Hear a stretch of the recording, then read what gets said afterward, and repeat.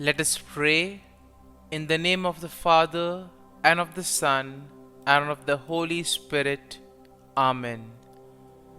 O Jesus, through the Immaculate Heart of Mary, I offer you my prayers, works, joys, and sufferings on this day for all the intentions of your Sacred Heart, in union with the holy sacrifice of the Mass throughout the world, in reparation for my sins, for the intentions of all my relatives and friends, and in particular for the intentions of the Holy Father. Amen. The intentions of the Holy Father for the month of August, for World Youth Day. We pray the World Youth Day in Lisbon will help young people to live and witness the gospel in their own lives. Our Father, who art in heaven, hallowed be thy name. Thy kingdom come, thy will be done, on earth as it is in heaven. Give us this day our daily bread, and forgive us our trespasses, as we forgive those who trespass against us. And lead us not into temptation, but deliver us from evil. Amen. Hail Mary, full of grace, the Lord is with you.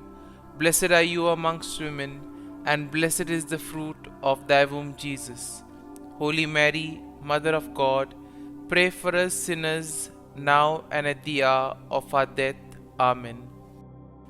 Glory be to the Father, and to the Son, and to the Holy Spirit, as it was in the beginning, is now, and ever shall be, world without end. Amen. My dear friends, the Word of God welcomes us this morning. And as we prepare ourselves to enter into this new day, as we prepare ourselves to spend this time with God, let us close our eyes at this moment and let us praise the Lord. Let us thank Him that He has woken us up this morning. He has given us good health. He has kept us in His love. Most importantly, we see that at every moment His gaze is upon us. He loves us. He protects us. He guides us. And for that, let us praise the Lord. Let us thank the Lord. In our life, we see that there are many moments wherein we do not recognize the presence of God in our lives. There are certain moments that we take for granted, and therefore it becomes difficult for us to recognize the graces and the blessings that we receive from the Lord. And therefore, as we begin today's morning offering, let us thank the Lord for all those blessings that He has given us. We begin by thanking God for the gift of life, for the various talents, for the various capabilities that He has given us. We also thank Him for the gift of our family members, friends, relatives, near and dear ones, and all those who play a very important role in our lives. We also continue to pray for all those who have been instrumental in shaping and molding us, and we ask the Lord to bless them abundantly and give them good health of mind and body. We also thank the Lord for giving us this new day, a day that may help us to complete some of the tasks that were left incomplete, or maybe today may give us an opportunity to reach out to others. Whatever we do today, let us ask the Lord to be part of it, let us ask the Lord to guide us, to show us the way, so that whatever we do may indeed reveal His love, joy and mercy to the world. At the same time, let us also thank the Lord for the various opportunities that He has given us, opportunities to use our talents and abilities for the better good. Also, we thank Him for the experiences that we have had. We all remember and cherish the good experiences, but there have been also experiences that have been bitter, that have been difficult, but nonetheless these have been experiences that have taught us valuable lessons in life, and therefore we thank the Lord for these experiences as well. Finally, we also thank the Lord for always being there with us, guiding us, protecting us, and let us ask Him to do the same today, so that every step that we take, every word that we utter, and every action that we do may reveal and radiate the peace, joy and mercy of Christ to people around us. And therefore, my dear friends, let this day be a day of joy and blessings in the name of our Lord Jesus Christ. And therefore, today we shall reflect and meditate on Psalm 52. As usual, we shall have an overview of the psalm and then we shall go into its details. Now, generally speaking, Psalm 52 is a lament that is written by David, and it is likely in response to the treachery of Doeg the Edomite. Now, we know that Doeg the Edomite had betrayed David to King Saul, and this psalm is divided into two main sections. So, the first section contains verses 1 to 5, and this will describe the wickedness of Doeg and his eventual downfall, while the second part of the psalm, the second section, which has verses 6 to 9, they offer a contrast between the wickedness of Doeg and the faithfulness of God.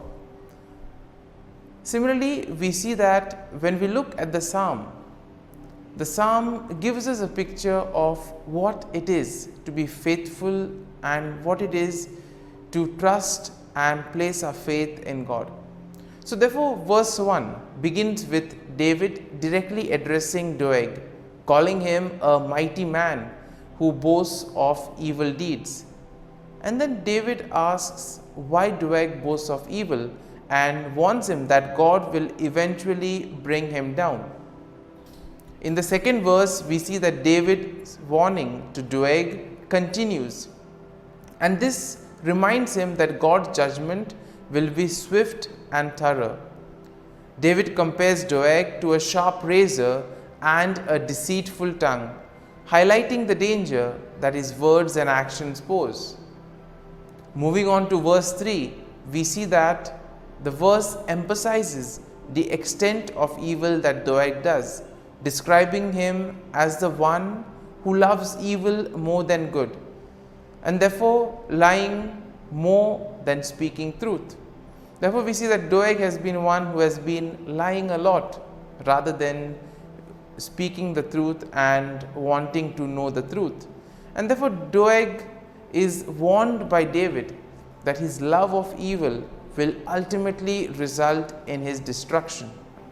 And therefore, the following verse 4 also continues this same description that David does of Doeg's wickedness, comparing him to a devouring fire that consumes everything in its path. And therefore, David notes that Doeg has set himself against those who are righteous and warns that God will eventually cut him off.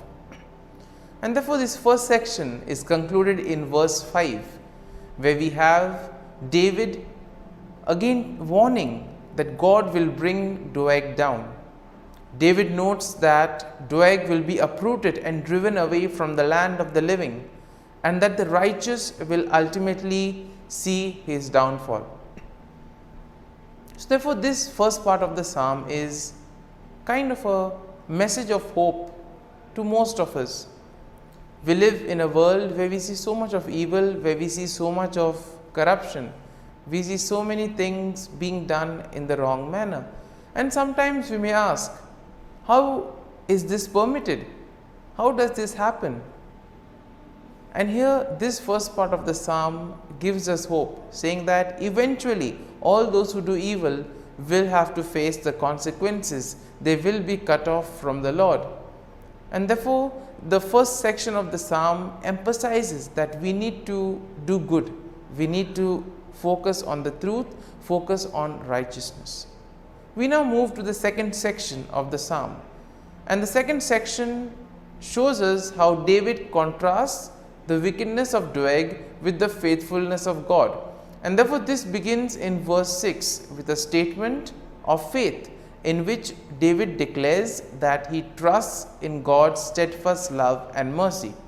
Now, verse 7 continues with David's description of God's faithfulness, noting that God will ultimately bring down those who trust in their own strength and wealth. And therefore, we are called to place our faith and trust in God. When we place our faith in ourselves or in the worldly things, ultimately they will lead to our downfall. And therefore, David compares the wicked to a green olive tree, which may flourish for a time, but will eventually wither and die. And therefore, nothing is permanent in today's world. Therefore, we need to place our faith and trust in the Lord, so that when the time comes, the Lord will take care of us.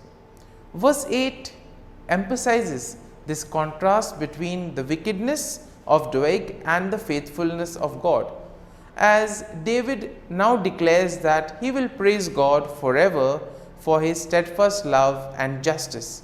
Now, David notes that he will wait for God to act, trusting that God will eventually bring down the evil and vindicate the righteous.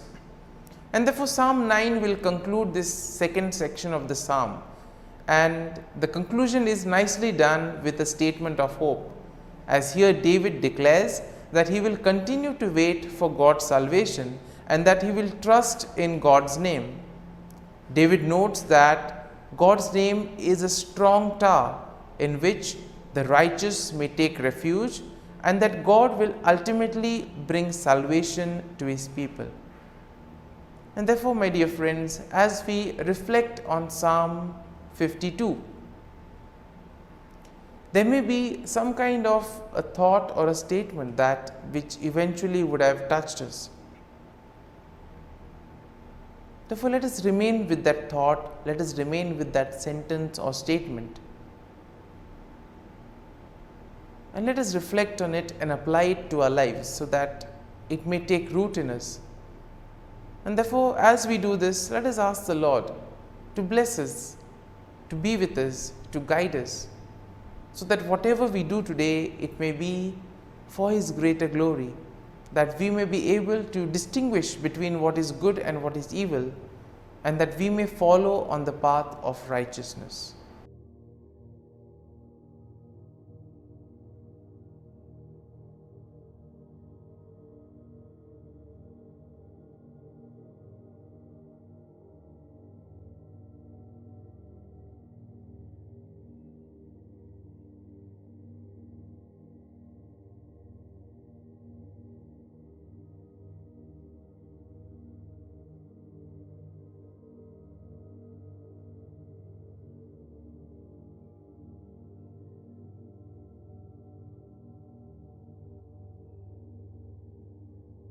Prayer to Saint Michael the Archangel for protection.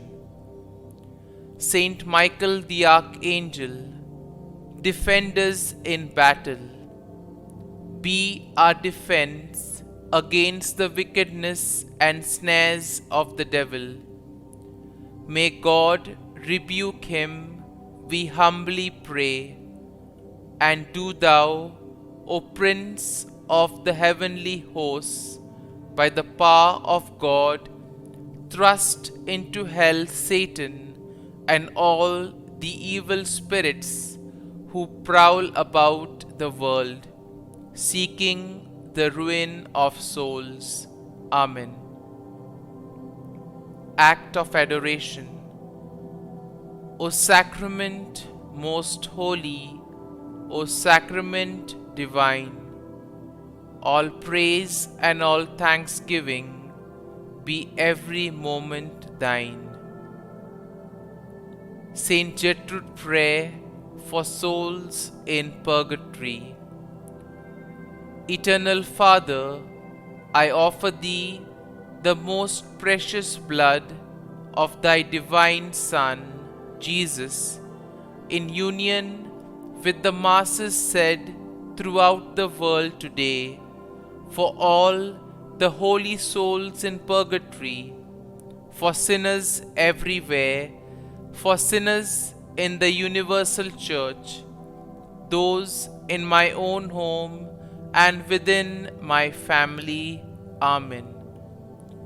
May the divine assistance remain always with us, and may the souls of the faithful departed through the mercy of God rest in peace.